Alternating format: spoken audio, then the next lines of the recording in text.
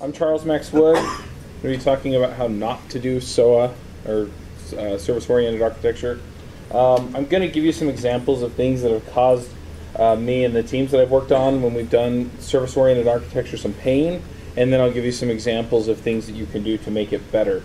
I don't have actual code examples because everybody's situation is a little bit different, so I'm going to be talking at high-level principles, and then if you want to get into the nitty-gritty, I'm okay with being stopped and asked questions periodically, okay? So here's the plan. We'll talk about what SOA is really fast. I figure if you're here, you probably know what it is. We'll just blow through that. We'll talk a little bit about why people want service-oriented architectures, and then we'll talk about some of these problems and how to solve them. So what is service-oriented architecture? Before I get started, how many of you have built or are working in a system that has a service-oriented architecture?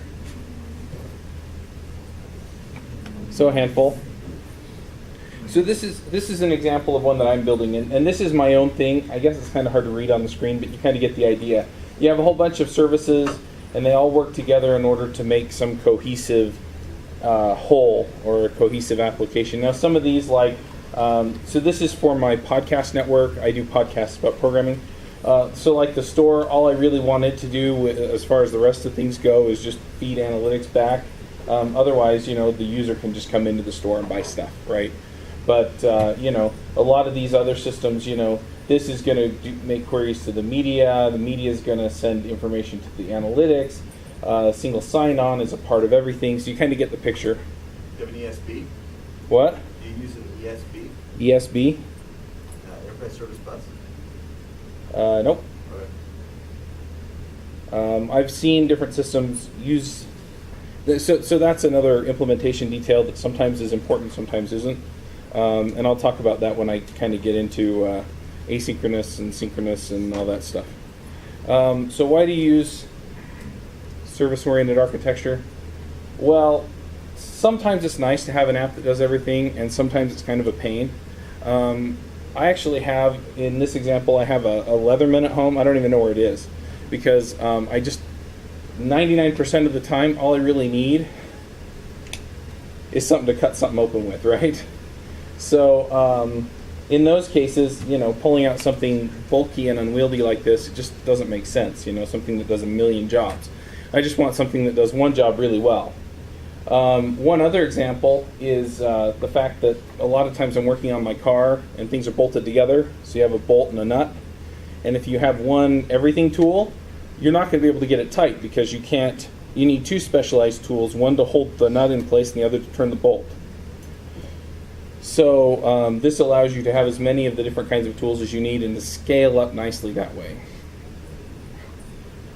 One other thing that I've seen with large applications is that you get a little bit of everything, and then you have to try and tame it when you do write code against it. And so if you have it broken up into little specialized pieces, then it's kind of, it's simpler to deal with, and so then you only have to tame the lion without worrying about the dragon's head coming in and taking your head off.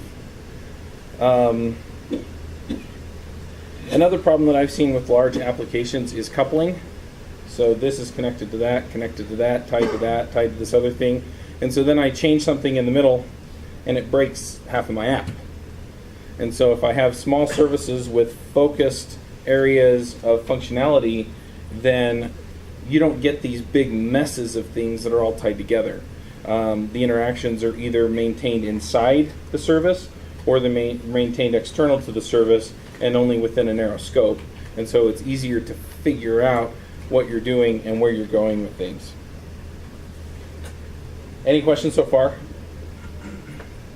I went through that kind of fast because I figure most of you have some idea of what service-oriented architecture is, and hopefully you understand what some of these pains are. So what not to do? Well, one of the problems that I run into frequently, so just to back up and give you a little idea of my experience, I've worked on 4 or 5 service-oriented applications. One of them was for a large company back east. I'm not going to name names because I'm airing some of their dirty laundry, and to be fair, I'm just not going to tell you who they are.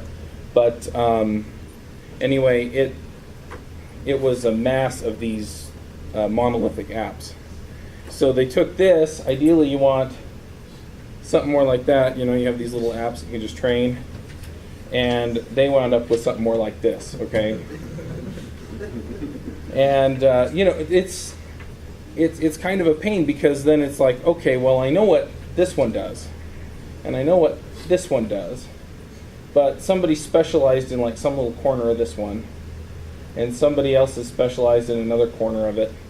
And, you know, when it has to talk to this one, nobody really knows what it's doing. Because this one has such a broad interface on it, let alone the fact that it covers a whole wide range of functionality, and so you wind up with just this humongous mess of functionality that you just don't know what to do with. You have these services that are so large that you just can't comprehend them. So instead of having one big thing to try and figure out, now you have 3 or 4 of them. And so if you're going to pull services out of your app, keep them focused, keep them small. I'm currently working for another company, and they do travel. The other one was a healthcare app. And what they've done is they have kind of a front end piece where you search for, you know, your wherever you want to go. You know, I'm here, I want to go there.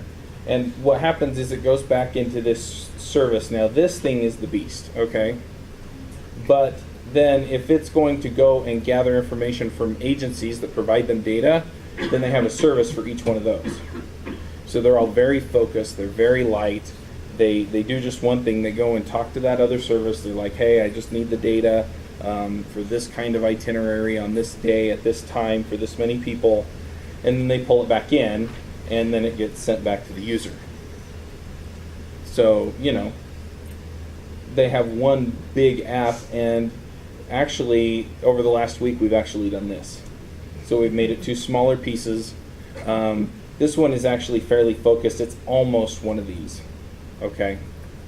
And so it does some of the work, and then this one does, you know, the majority of the major stuff that we still probably should break it up. But you know, it really simplifies things to have something that's focused that you can just work on. You can kind of get your head around it in one go, and then figure things out from there.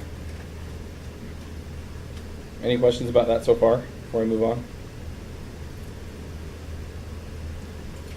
All right, so the next one is naming, and I know it's not, you know, it doesn't affect the functionality. You know, you call it what you call it, and it does what it does, right? But so the healthcare one that I worked on, they had an entity service. Who here knows what an entity is? It's a thing, okay? So it's a thing service. It does things, or it manages things, or something with things. It's a thing. You know, assessment service. Okay, what does that do? It assesses stuff. Probably things out of entity service, so it's an assessment thing, right? Wonderful. How about this one? It's just your app name, right? So it's theirdomain.com, right? Well, that's the whole app. Okay. Text service. Now, is that like text messaging, or is that like managing some other text something? Search service. Search for what? What does it do? What's the point? I mean, if you have a really narrow focus on your overall app, you might be able to get away with something like search service because it's the only thing in there that does search, and you're only searching for one kind of thing. But even still, I mean, you know, and so then when you talk about these things, right, you're talking to your team, it hinders the communication that you have about it. And, you know, setting it up, well, you need the entity service. You know, it's like, well, what do I do with that?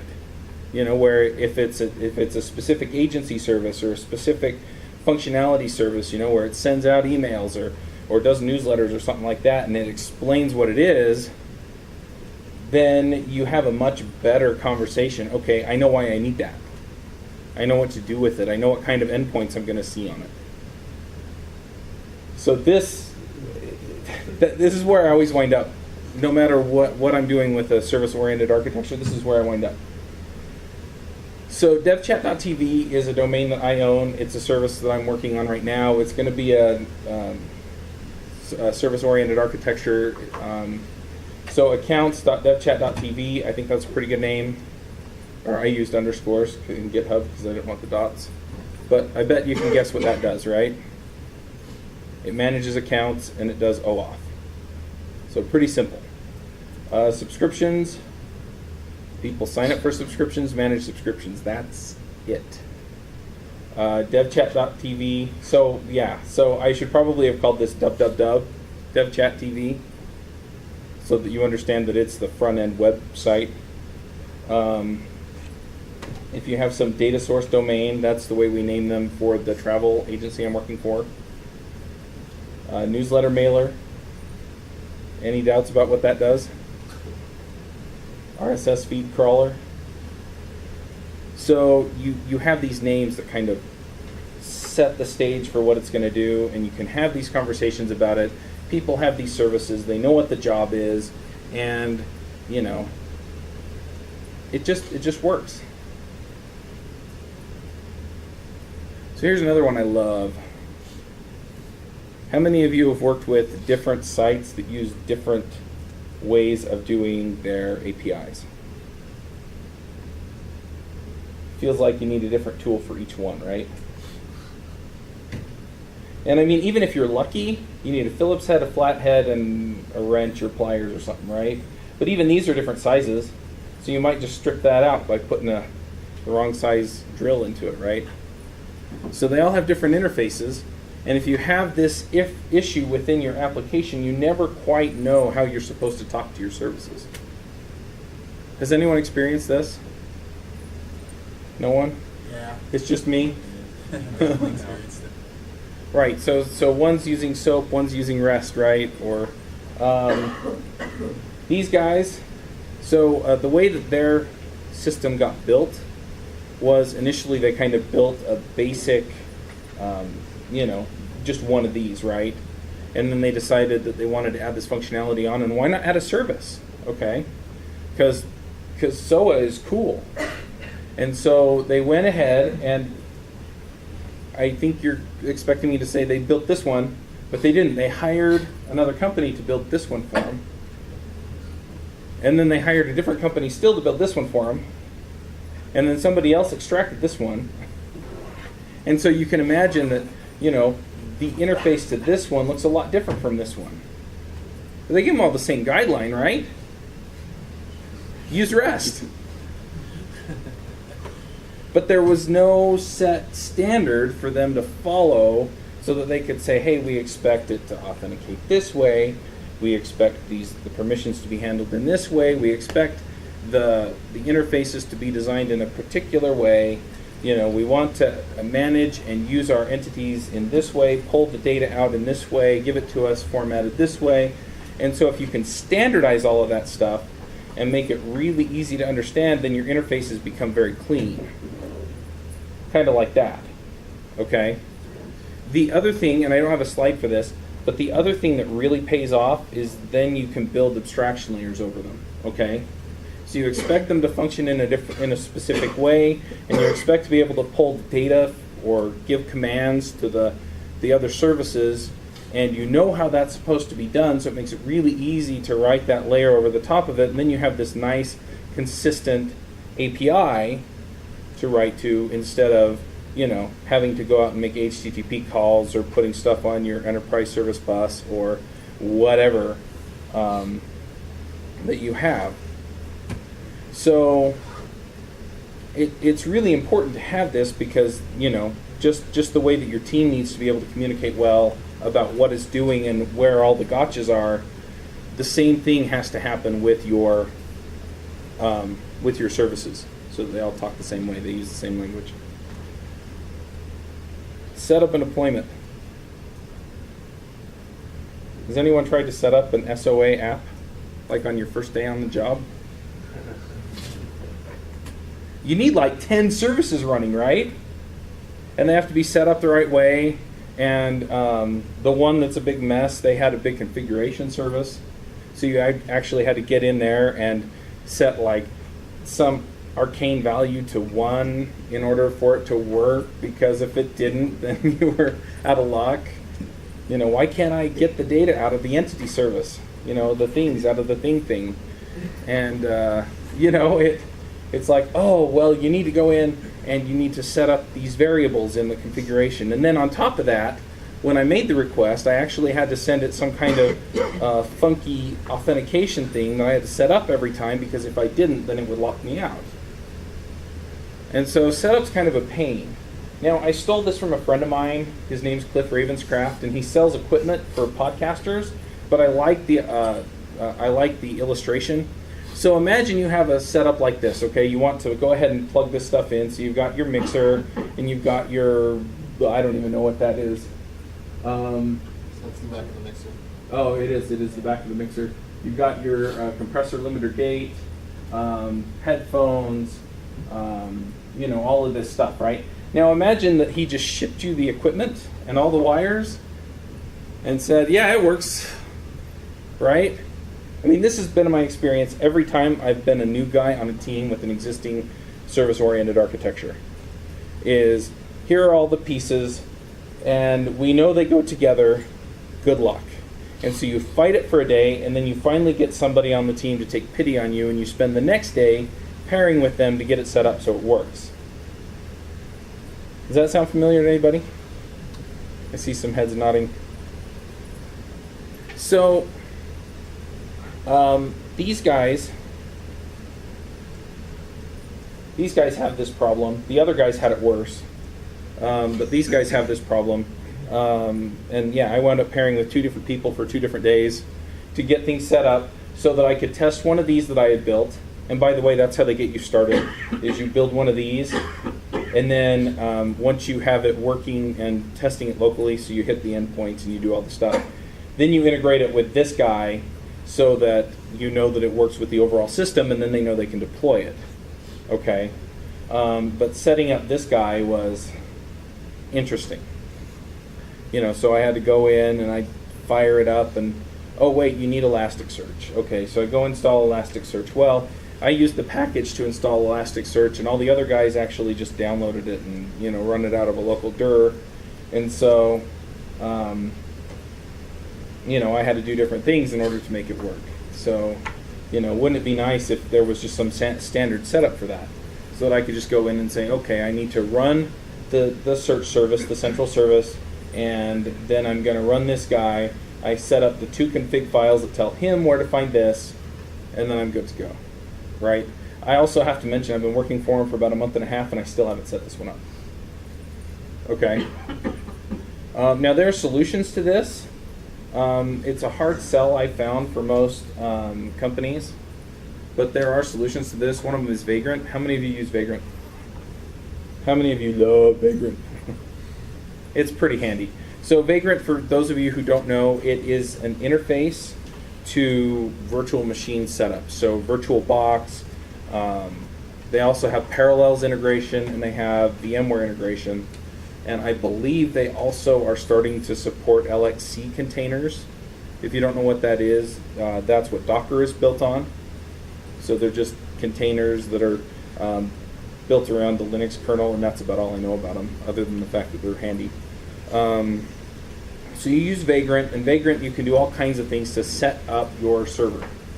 So first of all, you can tell it, hey, look, I want a server that is running this operating system, and it'll go download the image for you, and then you tell it it needs to have this stuff installed. Usually I use Chef for that, so I'll actually set up Chef Solo in the directory, and I'll say, hey, look,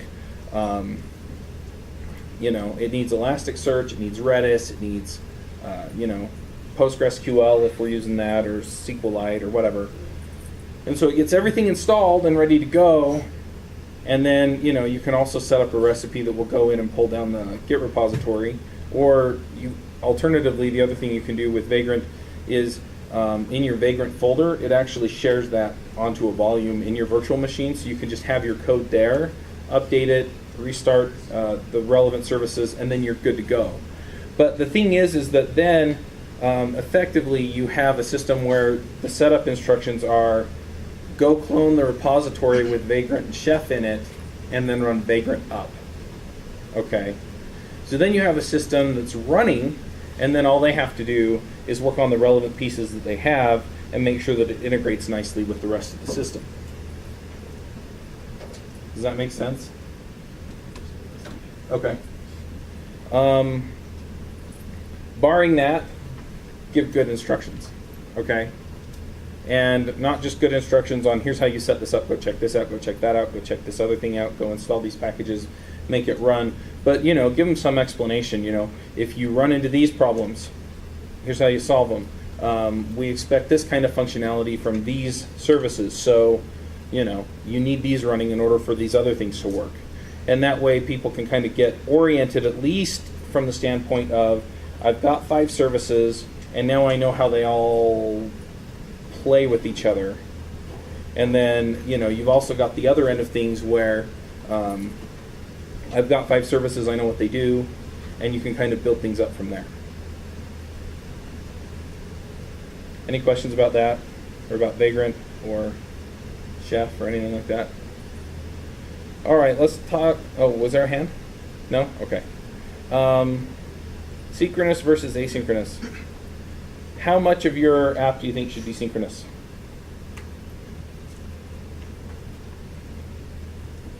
I think the right answer is, I'm a freelancer, I'm a consultant, so my answer is always it depends, but it really does depend. It should be as much as you need. The problem with synchronous is that you wind up waiting, or your users wind up waiting, or whoever made the request winds up waiting.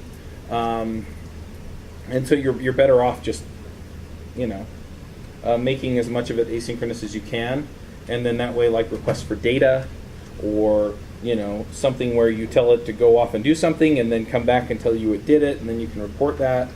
Those kinds of things are the things you need to be synchronous. Everything else, if you can just assume it'll get done, you have your thing set up so that it, somebody over here mentioned an enterprise service bus. So if you're throwing stuff on there and you expect it to get done, you can tell people that it got queued or that it got done or whatever.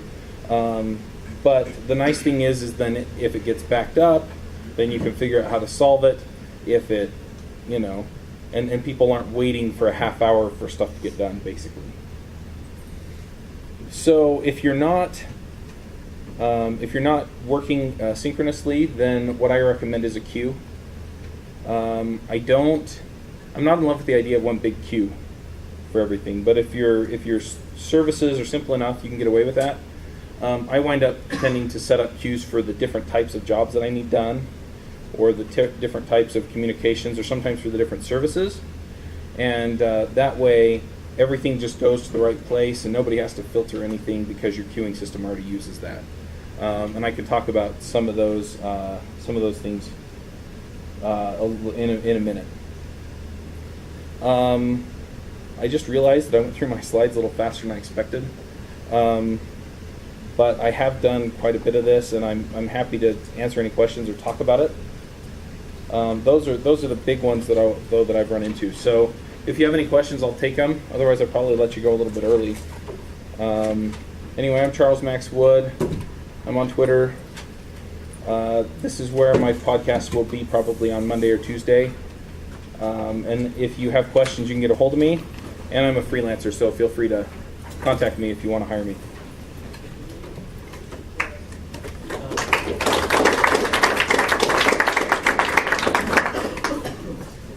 With SOAs, when you're building just a brand new project, what goes through your head to decide if you want to build it as like a self-contained app versus an SOA? So typically, I start out by building just one app, Right. and then I'll figure out where the pain points are, and then I'll split things up. So usually, then the idea is that this thing gets hit a lot. Okay, a lot of people are using this particular piece. Anything that is going to happen asynchronously, or that I can push to be asynchronous, I think about putting in services. If I have different data sources or different pieces that I need to pull together for this, that, or the other, then I'll typically look at those as well. The other thing is that if I find that I have two sort of vertical sets of functionality that are starting to get too tightly coupled together, then a lot of times I'll extract one to keep the interface very clean and very deliberate. So there are a lot of reasons to do it, but and sometimes it's for code maintainability, not necessarily for performance. Right. I've heard one argument for going SOA is to eliminate single points of failure. Do you think that's even the case? It can be. I mean, if you have one instance of your service and it goes down and it's critical to your app, you have a single point of failure. So in that case, not necessarily, but usually what you wind up doing is you wind up splitting off your services and setting up multiple instances. And so in that case, however you're managing your load balancing or round robining or however you want to do that, you just make sure that it pulls it out of the rotation.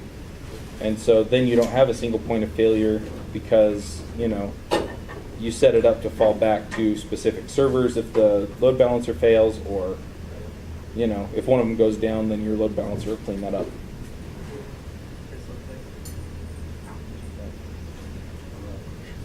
What is your experience with separating like a web tier and an SOA tier and like using REST between them? It seems like a lot of companies are interested in that. Yeah, that's most of what I've done. So my background is Ruby on Rails, and so what I wind up doing is I'll usually have a front end that's like it's a Rails app, and then on the back end I'll have multiple Sinatra apps because they're lighter weight and they, I'm only exposing a few endpoints, and so besides authentication, which sometimes gets a little bit hairy, for the most part, it's just hit this endpoint and get this response, or send something off to that service and just make it work. Run a job or whatever. So yeah, that's generally what we do. And so you have to standardize on what your definition of REST means, and then the rest of it just kind of works itself out as you play with those multiple pieces. Do you typically limit those interactions to asynchronous ones, or would that include like rendering a web page and then having to go to the SOA components to pull stuff out of the domain model? I've done things both ways. So I've had it actually query the service sends back data, JSON, and then the web page is pulling or has a socket open to the server, and so it just gets fed stuff as it comes in. That's how the travel site works. And then I've had it work the other way where, it just passes the request through and it just renders up what it has. I've seen caching layers in the middle of that. So, you just have a cached response and it's valid for 30 minutes or until the data changes. And so then it hits the caching layer and skips the SOA altogether. So it really depends on your situation and what you need. But all of those are viable solutions depending on what your data looks like and what you really care about as far as performance and everything else. Yeah, there's a lot of it depends in SOA. So. Yeah, I've just heard mixed things from people. They've tried to do it, and it was too slow. And I've heard other people say it was great for them. Yeah, I think the simplest is something like a background job queue, and so those are usually pretty fast, and that's usually most of your asynchronous stuff. But yeah, I've had it work the other way, and you put them in the same data center on the same private network, and you have them talk to each other quickly over that.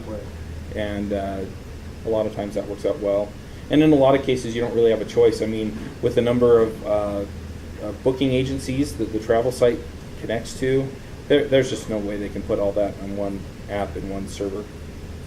And so they don't really have a choice. So, they show what results they can quickly, and then they fill it in as they go.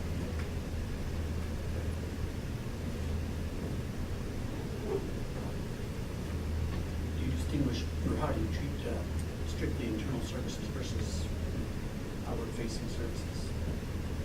I tend to treat them the same. The reason is because if somebody gets back into that private network, they need the same security as everything else. What was that? Yeah, I force authentication. I mean, sometimes it's just a simple API key that says it's coming from our app. and sometimes it's a little bit more involved than that. But yeah, you have to do that just as a security precaution, especially depending on what kind of data you have. I mean, if you have medical data or financial data, then you're bound by HIPAA or PCI, and so it has to be secure back there. And so why not just add that layer of security? And then the rest of it is just, I want everything to work the same so that I know no matter which service I'm hitting, I'm doing the same kinds of things with it. And so to that point, yeah, it all has to look a lot the same. Speaking of security, which do you prefer, like basic authentication or magic ticket, or you get a token that you authenticate and get a token and pass that subsequently? What do you say? So for anything that's public facing, I like OAuth. Yeah. So I just, they authenticate, they get a token, the token works everywhere. For anything on the back end, it depends. For the most part, I'll do an API key or some kind of signed request or both. And I really like doing that. So you effectively, you have a secret that both ends know. And so when they sign the request, they add all the parameters and then the signature. It's basically how HMAC or OAuth 1 work. But it's a pretty simple scheme. And then the other thing you do is you encrypt all your connections, because SSL is freaking easy. And so, that covers most of your cases, and and then you can automate it with your system when you talk to everybody else. I've also set up a broker in the middle, so that they have to go to the broker and get a token that they can use. I've done that before, and then everybody else checks the token before they do any of the work. So I mean, there are a lot of ways, but the simplest thing is at least encrypt it, and then just make sure that there's some way of verifying that the source is valid. And that way people have to get in and crack your database instead or something like that. You had a question? No? Sorry, it went so fast.